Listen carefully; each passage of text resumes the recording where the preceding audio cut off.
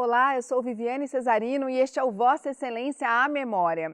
A gente está fazendo essa gravação aqui no plenário na data de 11 de junho, justamente no dia do aparista, o responsável pela compra de aparas de papel dos sucateiros, das sobras de produção gráfica. Enfim, esse profissional é muito importante para a sustentabilidade. Eu estou contando tudo isso porque o autor dessa lei é o nosso entrevistado de hoje.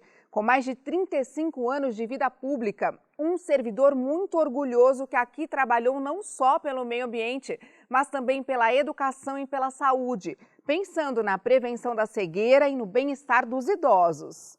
Eu estou falando de Aníbal de Freitas, homem da Zona Norte de São Paulo, engenheiro civil e subprefeito de Jaçanã, Tremembé e Santana Tucuruvi, e vereador de 2011 a 2012, de 2015 a 2016. Que grande honra receber o senhor aqui no nosso estúdio, que é o plenário da Câmara. Muito obrigada pela presença. Obrigado, Vivi. Quero cumprimentar aos nossos telespectadores aqui do programa Vossa Excelência Memória. Gostei desse nome muito bonito, bacana. É linda a nossa memória, né? Muito. E, olha, quem não tem memória, acho que não tem nada. A verdade é essa. É super importante. Então, estou muito contente de estar aqui e à disposição de vocês. Bom, eu vi que o senhor chegou, né, mas já se sentiu em casa. O senhor não é daqueles vereadores que ficam um tempão sem voltar à Câmara, né?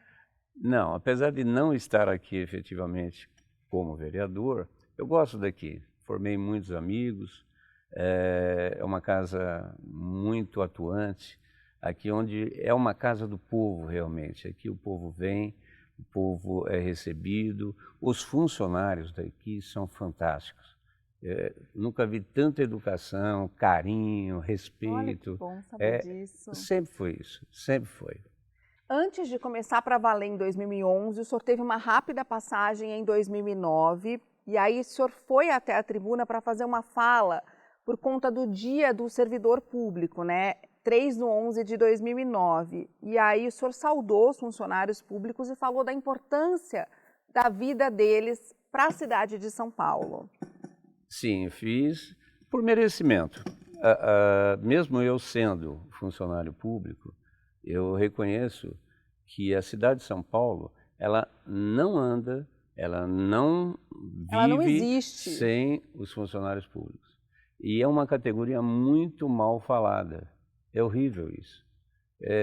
Eu trabalhei muito, fiz muito, tinha uma equipe maravilhosa, uma equipe que trabalhava. Agora, só que o pessoal de fora, vamos dizer assim, eles olham sempre aquelas pessoas que não são bons funcionários. Mas que tem em toda a profissão. Categoria, qualquer profissão que você vá, tanto na iniciativa privada como na pública, onde temos bastante pessoas, sempre tem algumas ervas daninhas. Infelizmente tem isso. Mas aqueles outros que trabalham muito, fazem muito para essa cidade. O senhor tem orgulho de ser um servidor público? Muito. E o senhor falava muito isso na época que o senhor foi subprefeito também, né? Sim, sim. É interessante. Ainda a população lembra da gente. Isso, eu saí da subprefeitura em 2005. Olha. E olha, nós estamos com 19 anos, vamos dizer assim. E a turma está sempre lembrando, querendo que eu volte, volta, Aníbal, aquele tempo era bom, aquele tempo era isso. E isso também, o ego nosso vai lá em cima, é fantástico isso, é demais. Mas deixa essa turma mais nova trabalhar, eles estão aí chegando com vontade, com gás, né, vereador? Com gás aqui. Vamos vir aqui no programa, aqui Memória. Vamos lá. Bom, como um servidor público experiente, então que já tinha aí passado por vários cargos na administração pública, chegando ao cargo de subprefeito, o senhor já tinha trabalhado bastante por implantação de academia, né, equipamentos para terceira idade, fábrica de cultura, tudo lá para a Zona Norte. Sim, o CEL Jaçanã também. O CEL Jaçanã. Foi uma conquista muito grande. CDC. A maior conquista que eu acho que eu fiz ali na subprefeitura foi levar o CEL Jaçanã. Porque quando o prefeito Serra entrou, tínhamos 5 CELs para serem construídos, que era um projeto da Marta Suplicy. E o bacana é que o Serra nunca deixou de falar que é dela, porque quando entra uma nova gestão, muda de nome, faz isso, faz aquilo, o Serra não. O Serra manteve. E só que iam ser para a Zona Sul e para a Zona Leste. Aí o Dr. Pinotti era o nosso secretário da Educação, conseguimos tirar de um, não vou falar da onde, e colocar um na Zona Norte que não tínhamos lá. O terreno tinha, ia ser construído, mas sabe quando? Depois de 10 anos, sei lá. Então nós precisávamos naquele momento lá, e nós conseguimos. Então o senhor chegou já para a política com essa bagagem toda, até de ter conquistado coisas importantes, né? Quando eu ocupei vários cargos e sempre fui de ponta. Eu sempre gostei de atuar, fazer as coisas acontecerem. É muito legal você ser executivo. Eu sempre falo, o executivo vai lá e faz. O legislativo não. O cara que está no legislativo tem que pedir. Quando você pede, você vai pedir para o executivo. Nem sempre o executivo é solidário a você. Então, por isso que eu gosto de ser executivo. Então, vamos batalhar para fazer isso? Vamos fazer isso. Eu asfaltei, só para você ter uma ideia, 200 ruas, mais de 200 ruas. Na Zona Norte? Na Zona Norte. Ali na região do Tremembé, no distrito de Tremembé, na subprefeitura de Jaciana Tremembé. E isso aí eu fiz não com contratos, eu não fiz, fiz com uma parceria junto com os moradores. Os moradores faziam as guias e as sarjetas. Olha que interessante. E nós íamos lá com a prefeitura e fazíamos aquilo. Quer dizer, o custo mais barato que isso não tinha. Porque fazer o asfalto assim, tudo que é de graça, o povo não dá valor. Não dá. Então eles têm que fazer um pouco deles. Eu exigia deles, fazia reuniões com eles. Eles montavam comissões, fazia isso, compravam guias, ou eles mesmos assentavam, porque normalmente sempre tem alguns pedreiros, ajudantes, que faziam o serviço. E, graças a Deus, eu tive o Walter Feldman, que era o secretário da subprefeitura, depois o Andréa Matarazzo, encamparam essa ideia, me ajudaram a trazer o asfalto, o equipamento, tudo da prefeitura. E nós fizemos. Foi uma realização maravilhosa. Hoje eu passo nessas vias, eu falo, pô, se eu não fizesse isso, aquilo estava na terra. Até hoje? Ah, tenho certeza. Tenho certeza. Agora, vereador, como é que foi essa virada de chave, então? O senhor disse que sempre gostou muito do executivo, que é quem tem a caneta ali na mão. O senhor conseguia fazer as coisas sem pedir tanto, pelo menos. Mas aí se candidatou para ser vereador. Por quê? Esse daí foi um caso... Eu fui vamos pôr entre aspas, um perseguido. Eu era supervisor de obras e naquela época tinha os vereadores, eles queriam que eu fosse administrador regional. Mas aí tinha que ter umas certas condições e eu não compactuava com essas condições. Então eu estava, por exemplo, no Jaçanã, me mandaram para Pirituba, depois eu me alojei na Casa Verde, depois quando viram que eu estava na Casa Verde, me mandaram para Guaianazes. Para outro lugar. Então faziam esse jogo, e sempre querendo que eu fosse administrador, olha que interessante. Mas eu me submeti a isso. E aí teve um colega meu, o Adilson, que era lá de Guaianazes, ele falou para mim, Aníbal, por que você não sai candidato? Aí eles param de te encher o saco, te perseguir. De te mandar da Zona Norte para a Zona Leste para... É isso, porque eu trabalhava. Olha que coisa interessante. Aí eu falei, bom, vamos embora, vamos sair candidato. E aí acabei saindo candidato. Pelo PSDB? Sim, pelo PSDB. Foi bacana. E interessante, nesse ano de 2008, que foi a eleição, eu fiquei como primeiro suplente. E os vereadores que me tiraram, que não quiseram que eu fosse, não ganharam. Olha que coisa Ai, adorei essa interessante. vingança. Não foi uma vingança, mas foi alguma coisa interessante. Foi a vida dando umas voltinhas. Eu curti bastante isso daí, foi muito legal. E foi aí, quando eu estava na primeira suplência, que o Natalini e o Ricardo Teixeira, eles deixaram uma brecha para mim, para que eu assumisse durante 31 dias. E depois o senhor veio definitivamente em 2011. Aí depois, na metade, né, da legislatura, eu assumi.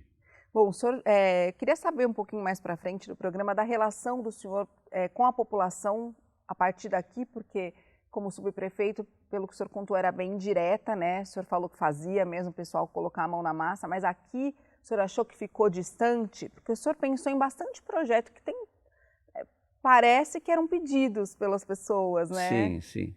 O vereador não tem aqueles projetos gigantes, porque não pode onerar o executivo. Então, normalmente, os nossos projetos são mais leves. Então, não é aquelas coisas. Mas tive uns projetos que eu achei muito bacanas, teve projeto muito bom. Muito logo que o senhor chegou, isolamento acústico em salões de festa. Isso eu achei fantástico. Esse foi legal. Mas só que me vetaram isso, infelizmente. E não andou? Não. Foi aprovado, mas não foi sancionado. Ele previa, gente, que qualquer novo prédio da cidade colocasse isolamento acústico para evitar a propagação de ruídos superiores a 65 decibéis. Sim, exatamente. Então esse não... Teve um que eu achei muito interessante, que foi o do veterinário itinerante. Esse já mais para frente, 2015. Sim. É porque esse vetado pelo Haddad. Você vai na periferia, nas populações mais carentes, todo mundo tem o seu cachorrinho, todo mundo gato, seu cachorro, e eles não têm condições de tratá-los. Então, às vezes eles morrem, sabe, mas poderiam ser tratados. E não custaria nada isso para a prefeitura, nada. Mas, infelizmente, alguns administradores não têm essa visão, não têm esse sentimento não é para a população, mas com seus animaizinhos. Uhum. Então, o veterinário está lá, uma van, uma perua ou qualquer coisa, um transporte que vá no local, o que custa isso? O deslocamento de um veterinário? Não tinha como achar que era tão prejudicial assim. Mas... Vamos falar então no próximo bloco das leis que deram muito certo. Vamos lá, sim. A gente já volta com mais Vossa Excelência Memória, não sai daí, até mais.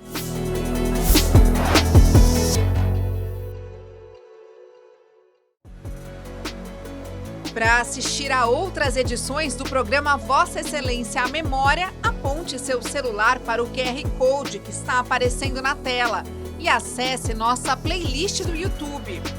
Rede Câmara São Paulo, sua conexão com a política da cidade.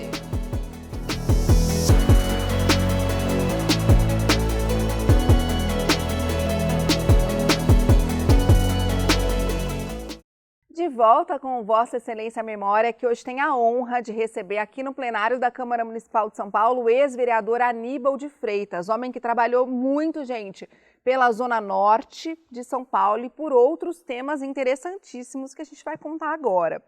Coincidentemente, hoje, dia 11 de junho, é o dia do aparista, o dia que a gente está gravando essa entrevista. Bacana. E o senhor fez essa homenagem a esse profissional importante para a sustentabilidade, que de verdade eu não conhecia muito o que ele fazia. Olha, ninguém percebe às vezes o aparista, mas olha só o que ele faz no recolhimento, na captação de papéis, papelões, juntar as coisas para quê? Para ser reaproveitado. É a sustentabilidade.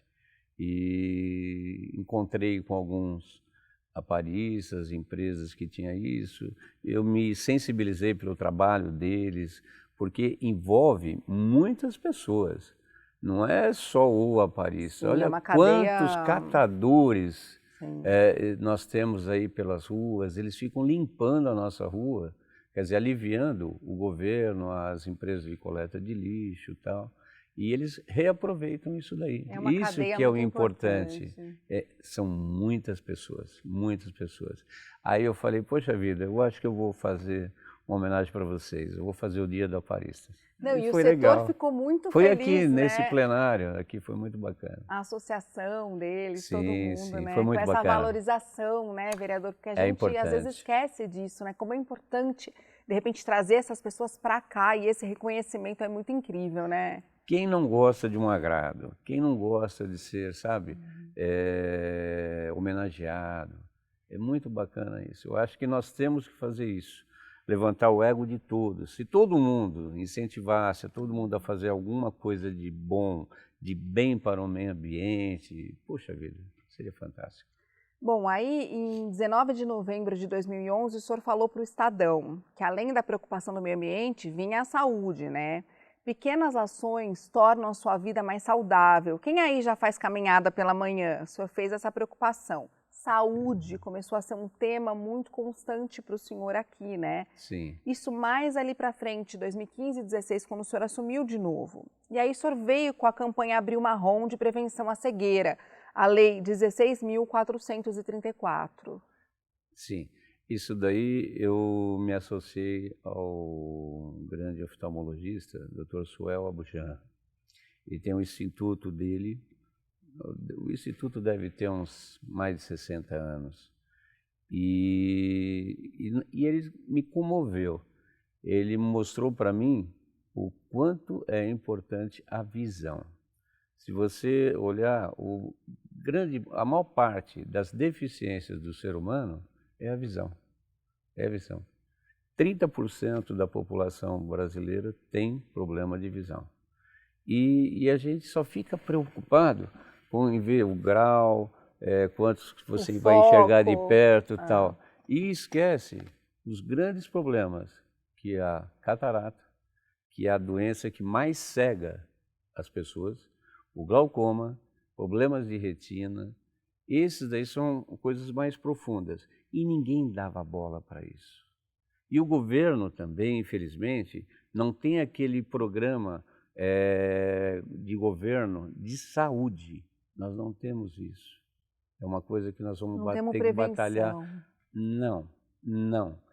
Então, o que nós fazemos? Aníbal, vamos dar ênfase a essas doenças. Então, nós bolamos o Abril Marrom, que seria o combate e prevenção à cegueira. Fazer com que todo mundo, o governo, o Estado, a federação, fizesse uma campanha para que todo mundo se preocupasse com isso daí. Literalmente fazer olhasse para isso. De fundo de olho, aquela coisa toda. Então, nós bolamos isso. E uma coisa interessante, eu tive na Assembleia Legislativa, que lá também tem um deputado que está tentando aprovar. Essa lei foi aprovada aqui, no Estado ainda não. E ele não sabia o porquê que era o marrom, porque ele copiou da gente, né? Então, a nossa lei foi copiada e já tem várias cidades e mais estados aí. A coisa está crescendo. Que bom! E eu, de vez em quando, me convidam para que eu vá na cerimônia tal, da abertura do Abril Marrom. E o marrom, a cor marrom, por quê? Porque, eu falo, pô, irmão, por que o marrom? A nossa cor predominante do olho é o castanho. Então, é o marrom. Então, é por isso que nós colocamos o Abril Marrom.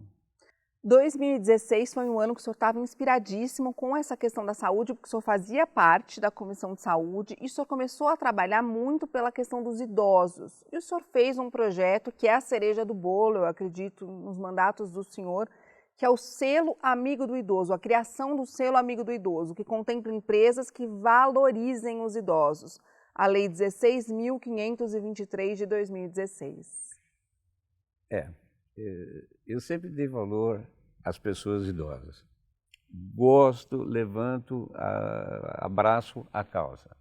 No meu primeiro mandato eu fiz questão de fazer parte da Comissão do Idoso. E na segunda legislatura, criei essa lei. Era uma lei que até o meu pessoal falava, Aníbal, a lei é meio sem graça, não dá. Eu falei, não, eu quero fazer isso daqui, eu quero que essa coisa vá para frente. Até que um dia o Banco Itaú ligou para mim e falando, poxa vida, o senhor vai apressar aí para a gente fazer logo, eu acho super interessante e tal. Eu falei, poxa vida, bacana. Aí chamei a turma e falei, olha, o que vocês achavam que era meio fraco, o Itaú está atrás de mim aí para a gente fazer isso daí. Olha E só. a ideia, porque para eles seria muito importante. E foi tão importante que nós aprovamos a lei e foi sancionada depois, e quando aí acabou o mandato, eu não continuei a vereança, aí chegou o próximo prefeito e o prefeito fez uma festa muito grande, um encarte gigante no Diário Oficial, ainda era físico, ainda era no papel, e chamou todo mundo. Deram lá o selo, que é a empresa amiga do idoso.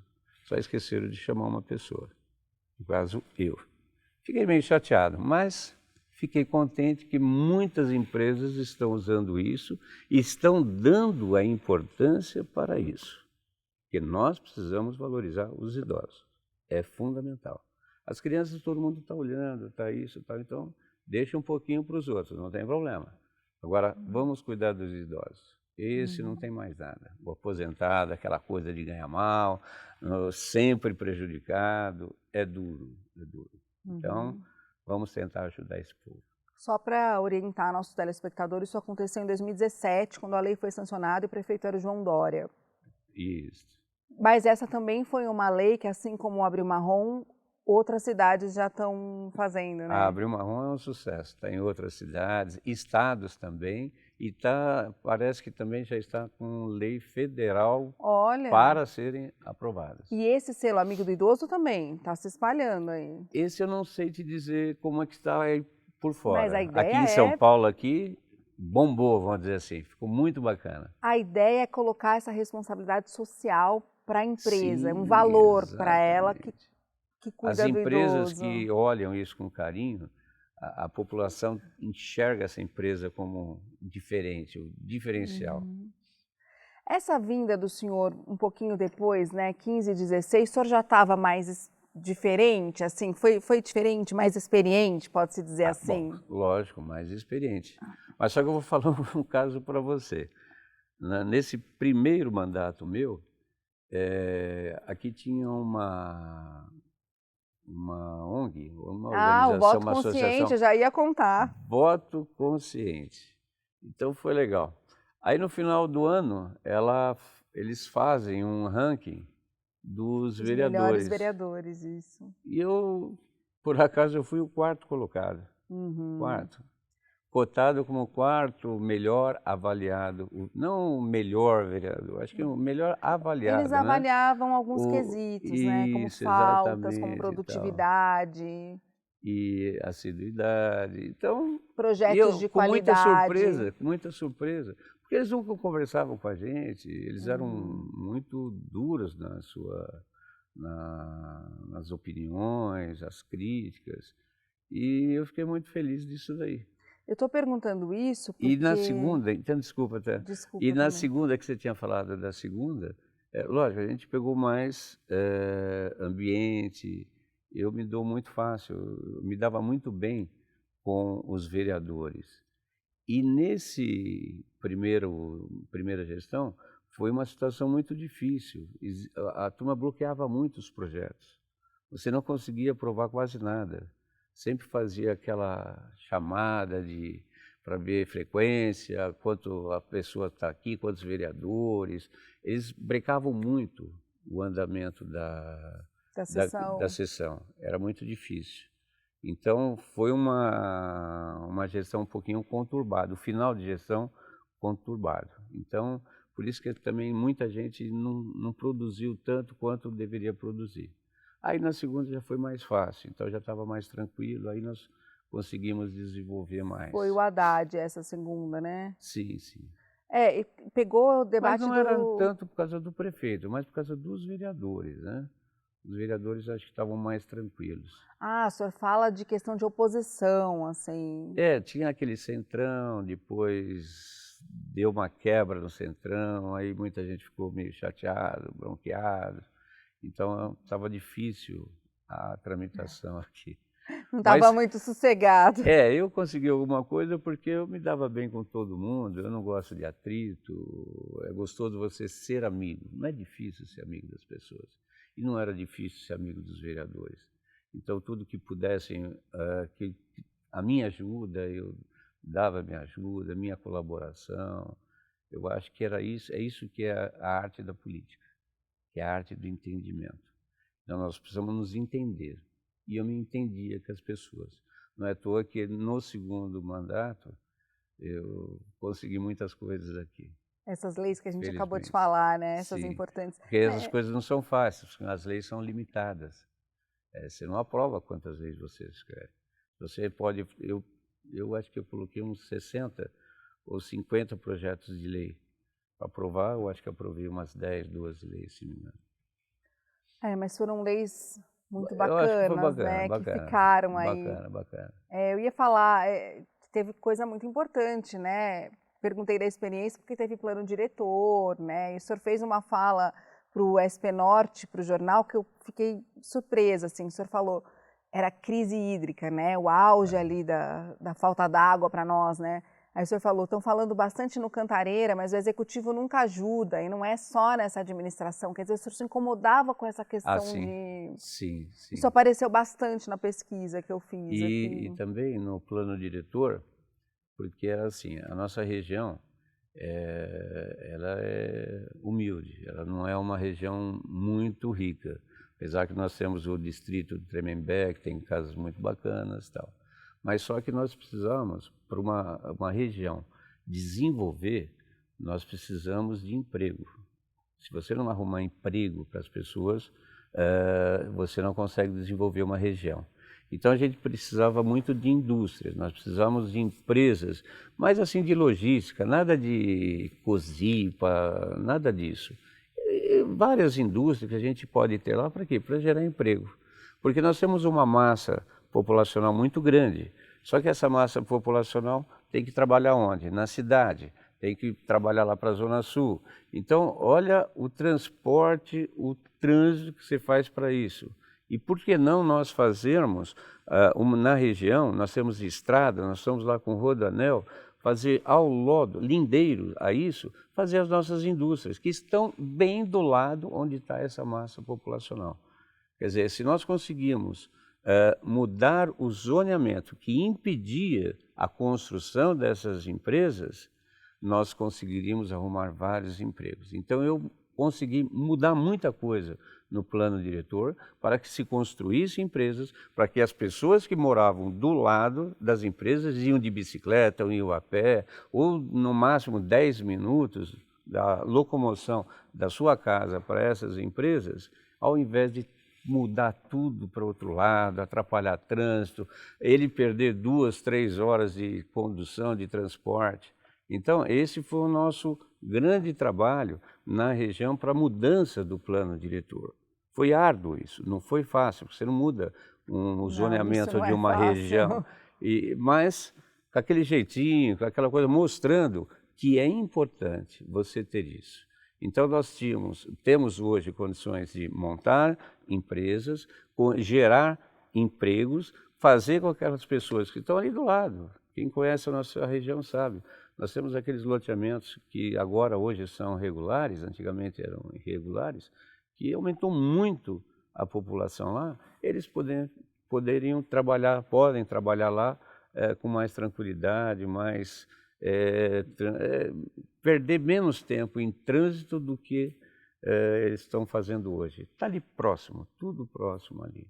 E você fazendo isso, você alimenta o serviço, comércio. Então, essa atuação minha foi muito boa nessa parte, eu acho.